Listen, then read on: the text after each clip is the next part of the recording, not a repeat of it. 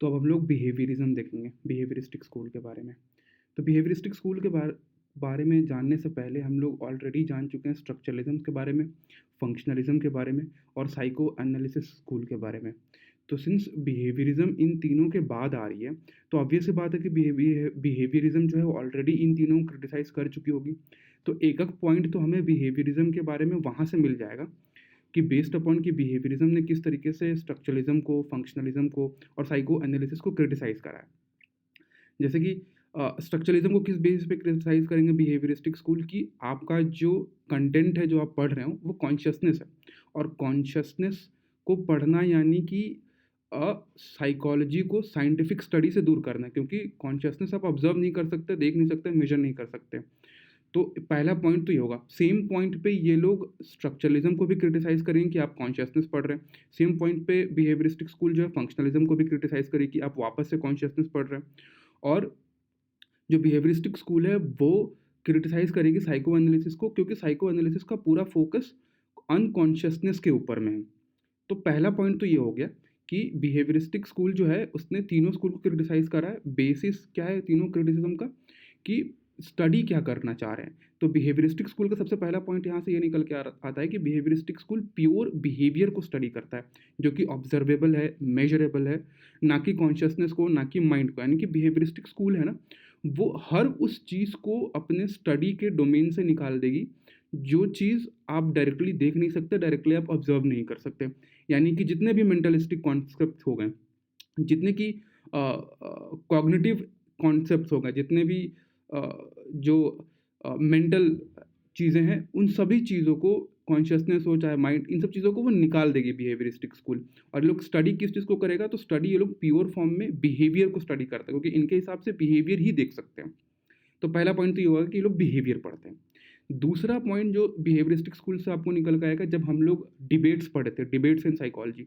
तो debates in psychology के अंदर में हम 2 डिबेट के बारे में पढ़े थे। पहला डिबेट था हमारा आइडियोग्राफिक वर्सेस नोमोथेटिक अप्रोच, जिसमें कि आइडियोग्राफिक अप्रोच होता है जिसमें कि किसी एक पर्सन के बारे में बहुत डिटेल में स्टडी करते हैं, लेकिन इसका नेचर क्वालिटेटिव की हो जाती है।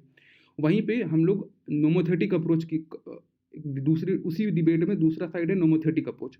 और नोमोथेटिक अप्रोच में क्या होता है कि हम लोग एक जनरल लॉ ऑफ बिहेवियर बनाते हैं जो कि मेजॉरिटी ऑफ द बिहेवियर्स को एक्सप्लेन कर पाए।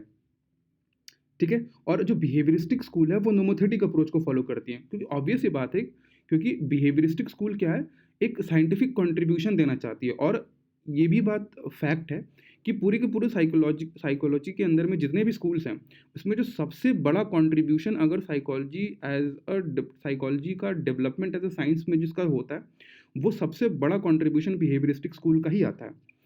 और सिर्फ इसलिए क्योंकि बिहेवियरिस्टिक स्कूल प्योरली साइकोलॉजी को साइंटिफिक स्टडी देखना चाहता था, तो हर वो चीज़ करेगा जो कि अ, अ, अ, जो जो साइंस की तरफ लेके चला जाए साइकोलॉजी को। तो पहला तो नोमोथेटिक अप्रोच फॉलो करेंगे।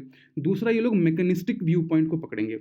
मैकेनिस्टिक व्यू पॉइंट मतलब ये लोग इंसान को ह्यूमन बीइंग की तरह नहीं बल्कि एक मशीन की तरह समझेंगे। ठीक है। जैसे और ये लोग कंप्लीटली, जैसे कि हम लोग एक और डिबेट पढ़े थे फ्री विल वर्सेस डिटर्मिनिज्म, तो उसमें डिटर्मिनिज्म के अंदर में एक इन्वायरमेंटल डिटर्मिनिज्म आया था। तो जो बिहेवियरिस्टिक स्कूल है वो कंप्लीटली इन्वायरमेंटल डिटर्मिनिज्म की तरफ जाता है, यानी कि ह्यूमन बीइंग का जो बिहेवियर है वो इस बात पर डिपेंड नहीं करता कि उसकी साइकिक एनर्जी क्या है, इस बात पर डिपेंड नहीं करता कि अ, अ, उसके थॉट्स क्या हैं, बट इस बात पर डिपेंड नहीं करता कि उसकी फ्री विल है कि नहीं है। बल्कि बिहेवियरिस्टिक स्कूल ये बोलती है कि ह्यूमन बींग्स की जो बिहेवियर है वो इस बात पर डिपेंड करता है कि उसको इन्वायरमेंट से किस तरीके की स्टिमुलस मिल रहा है। यानी कि बिहेवियरिस्टिक स्कूल जो है वो हर एक बिहेवियर को एक एस और आर के रिलेशनशिप में एक्सप्लेन करेंगे कि हर एक बिहेवियर, हर एक रिस्पॉन्स जो इंडिविजुअल दिखाता है that is against a particular stimulus from the environment. यानी कि कंप्लीटली ये लोग इन्वायरमेंटल डिटर्मिनिज्म की तरफ जाते हैं। ठीक है। तो हमने 2 चीज़ पढ़ लिया, एक तो ये नोमोथेटिक अप्रोच लेंगे, इन्वायरमेंटल डिटर्मिनिज्म लेंगे, और साथ ही साथ ये लोग मॉलिक्यूलर अप्रोच लेके चलेंगे जिसको कि आप रिडक्शनिस्ट अप्रोच लेके कह सकते हैं। क्यों मॉलिक्यूलर अप्रोच लेके करेंगे, क्योंकि अल्टीमेटली अगर आपको साइकोलॉजी को साइंस बनाना है तो आपको अल्टीमेटली फंडामेंटल लेवल पे पढ़ना ही पड़ेगा। तो बिहेवियरिज्म स्कूल के बारे में 3 चीज़ तो हम यहाँ पे अभी समझ गए। पहला तो ये लोग नोमोथेटिक अप्रोच फॉलो करेंगे, दूसरा एनवायरमेंटल डिटर्मिनिज्म लेके जाएगा, फिर तीसरा होगा कि ये लोग रिडक्शनिस्ट या मॉलिक्यूलर अप्रोच फॉलो करेंगे, और एक और पॉइंट आप डाल सकते हैं कि लोग काफ़ी ज़्यादा मैकेनिस्टिक व्यू पॉइंट लेके चलेंगे, यानी कि ह्यूमन बीइंग को ये लोग मशीन की तरह ट्रीट करेंगे। ठीक है? तो बिहेवियरिस्टिक स्कूल में अगर कंट्रीब्यूशन की बात करें तो सबसे जो फाउंडर्स हैं इसके वॉटसन है। जिस तरीके अगर वॉटसन का कंट्रीब्यूशन देखना है तो वो लिटिल एल्बर्ट वाला एक्सपेरिमेंट जिसमें कि वाइट रैट से फोबिया डेवलप हो जाता है लिटिल एल्बर्ट को, वो वॉटसन साहब का था। फिर स्किनर का है ऑपरेंट कंडीशनिंग, थॉर्नडाइक जो है उनकी जो लॉ ऑफ इफेक्ट है वो थॉर्नडाइक का है। फिर पाब्लो का आपको पता होगा क्लासिकल कंडीशनिंग है। तो ये सब जो मेजर कंट्रीब्यूटर्स हैं बिहेवियरिज्म के, ये वो हैं। ठीक है, ठीक है। फोकस ऑब्जर्वेबल बिहेवियर पे ऑलरेडी हम लोग बात कर चुके हैं, नोमोथेटिक अप्रोच ऑलरेडी हम लोग डिस्कस कर चुके हैं। ठीक है, मेंटलिस्टिक कॉन्सेप्ट को कंप्लीटली हटा देंगे। ठीक है, ठीक है। स्ट्रक्चरलिज्म को कंडेम करते हैं क्योंकि उनका जो कॉन्शियस को पढ़ते हैं उसको कंडेम करते हैं, ये भी हमने डिस्कस कर लिया ऊपर में। और बिहेवियरिस्ट, ये भी एक अच्छा पॉइंट है। देखो बिहेवियरिस्टिक स्कूल जो है ना, वो उसका हर एक स्कूल देखिए जो भी हम लोग पढ़ेंगे उस स्कूल का एक मेजर कंट्रीब्यूशन एक पर्टिकुलर एरिया के अंदर में मिलता है। जैसे कि साइको एनालिसिस स्कूल जो थी उसका एक मेजर कंट्रीब्यूशन मिलता है पर्सनालिटी के अंदर में और एबनॉर्मल बिहेवियर के अंदर में। हम लोग जब जेस्टॉल्ट स्कूल पढ़ेंगे तो उसका एक मेजर कंट्रीब्यूशन मिलता है परसेप्शन के अंदर में। उस तरीके से जो बिहेवियरिस्टिक स्कूल है ना, उसका मेजर कंट्रीब्यूशन आपको लर्निंग के चैप्टर में मिलती है।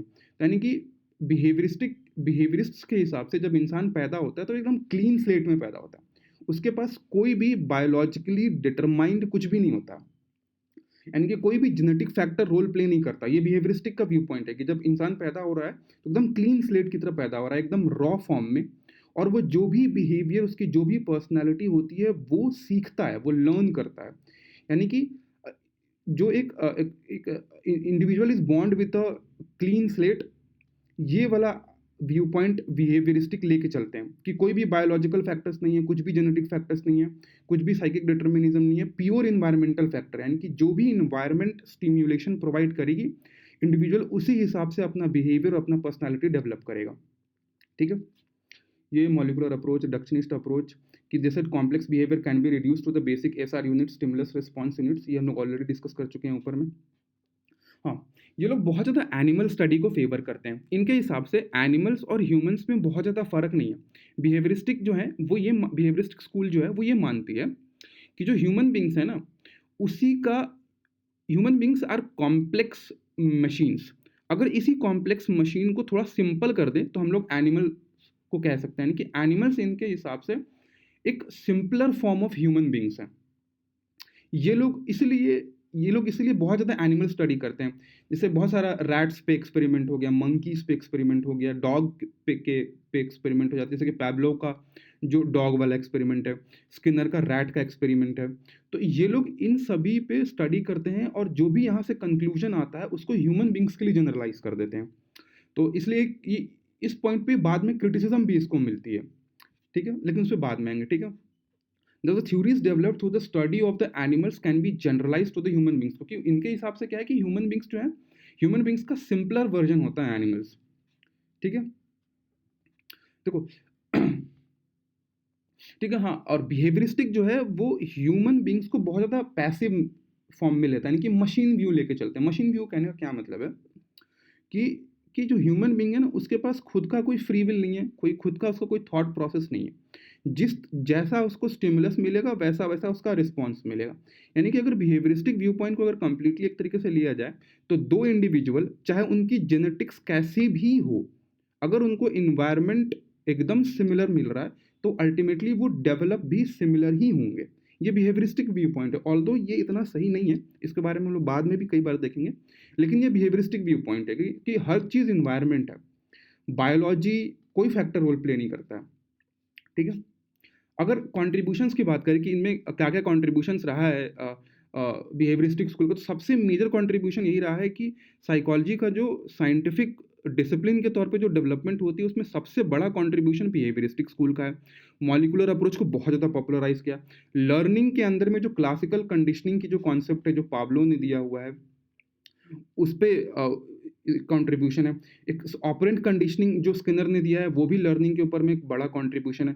साथ ही साथ फोबियाज़ के बारे में ये लोग बात करते हैं कि फोबिया जो होता है वो क्लासिकल कंडीशनिंग के थ्रू एक्वायर होती है और ऑपरेंट कंडीशनिंग यानी कि रीइंफोर्समेंट के थ्रू वो सस्टेन होता है बहुत लंबे टाइम तक। ये लोग एडिक्शन के बारे में बात करें कि एडिक्शन कैसे एक्वायर होता है और कैसे लंबे वक्त तक वो चलता है। ठीक है। ठीक है। ये नियो बिहेवियरिज्म पे हम लोग बाद में आएंगे जब हम लोग जेस्टाल्ट कर रहे होंगे तब। तो पॉजिटिव कंट्रीब्यूशन की डेवलपमेंट ऑफ साइंस में जो साइकोलॉजी की जो साइंस की डेवलपमेंट है सबसे बड़ा कंट्रीब्यूशन यहीं से आता है। कई सारे बिहेवियरल थेरेपीज हैं। बाद में ऐसा होता है कि बिहेवियरिज्म जो है वो कॉग्निटिव स्कूल के साथ मिक्स होके कई सारी थेरेपीज देता है, जैसे कि कॉग्निटिव बिहेवियरल थेरेपी हो गई। तो जो मॉडर्न डे जो आज की जो बहुत सारी जो थेरेपीज इस्तेमाल करी जाती हैं उसमें से बहुत बड़ा कंट्रीब्यूशन बिहेवियरिस्टिक का ही है, क्योंकि मेजॉरिटी तौर पे आज जो हम लोग थेरेपीज का इस्तेमाल करते हैं वो बिहेवियरिस्टिक थेरेपीज हैं। ठीक है। लेकिन इनकी हम लोग नेगेटिव पॉइंट की बात करेंगे तो इनकी नेगेटिविटी बहुत ज़्यादा है। एक तो मेंटलिस्टिक कॉन्सेप्ट को कंप्लीटली निगेट कर देना, बायोलॉजी की रोल या फिर जेनेटिक की रोल कंप्लीटली निगेट कर देना, फ्री विल जैसी चीज़ों को कंप्लीटली निगेट कर देना, और ये मान लेना कि animals are the simpler form of human beings, ये भी गलत है। क्योंकि एनिमल्स और ह्यूमंस में बहुत फ़र्क है। फ़र्क कैसे है? देखिए, एनिमल्स की जो भी लर्निंग प्रोसेस होती है वो बायोलॉजिकली डिटरमाइंड होती है। सोशली उतना ज़्यादा रोल नहीं होता, यानी कि सोशल मोटिवेशन नहीं होता उतना ज़्यादा उनको किसी भी लर्निंग के लिए। लेकिन ह्यूमन बींग्स में बहुत ज़्यादा सोशल सोशल फैक्टर आता है, कि सोशल मोटिवेशन फैक्टर आता है, सोशलाइजेशन का फैक्टर आता है। साथ ही साथ जो जो एनिमल मेमोरी है वो वैसी नहीं होती जो ह्यूमन मेमोरी है। और सबसे बड़ा फैक्टर तो लैंग्वेज का है।